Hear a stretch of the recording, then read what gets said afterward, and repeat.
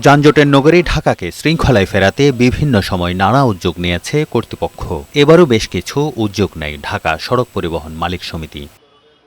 ঢাকার আব্দুল্লাহপুর থেকে রাজধানীর বিভিন্ন গন্তব্যে চলাচল করা ২১টি কোম্পানির বাস একক কোম্পানির অধীন পরিচালনা করার উদ্যোগ নিয়েছে তারা। এর আওতায় ২৬১০টি বাস চলাচল করবে। বাসগুলোর রং হবে গোলাপি, কিন্তু শুক্রবার রাজধানীর সড়কে দেখা যায় হাতে গোনা কয়েকটি গোলাপি বাস। গোলাপি করবো আর পরে মানে সপ্তাহে পরে বাদে মনে করেন যে এটা যার দিয়ে দিব, স্লিপ দিলে মনে হয় আমরা রং করে ফেলবো। যাত্রীরা বলছেন বাইরে নতুন রং করলেও ভেতরটা আছে আগের মতোই।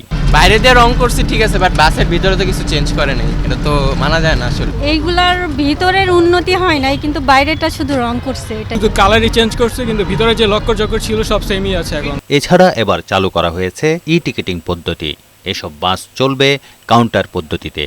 যাত্রীদের নির্দিষ্ট কাউন্টার থেকে টিকিট সংগ্রহ করে বাসে যাতায়াত করতে হবে। নির্দিষ্ট স্থান ছাড়া বাস দাঁড় করানো যাবে না। যাত্রী ওঠানামাও করবে নির্দিষ্ট স্থানে, কিন্তু বাস্তব চিত্র ভিন্ন।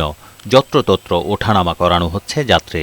লোক নামতেছে স্যার, নানা বলতে আমাদের প্রেশার দেয়, তখন তো আমরা কি করবো, নিরুপায় স্যার। 2 দিন ধরে চালু হয়েছে, অন্তরিকা উপজেলাতে টিকিট যায় আনি, সবাই লোকাল উঠিয়া দেখা পরে আইলে আমরা টিকিট ধরায় দিই। তবে সংশ্লিষ্টরা বলছেন শীঘ্রই এই কার্যক্রমে পুরো শৃঙ্খলা আসবে। বৃহস্পতিবার থেকে রাজধানীতে চালু করা হয় টিকিট ও কাউন্টার ভিত্তিক বাস সার্ভিস।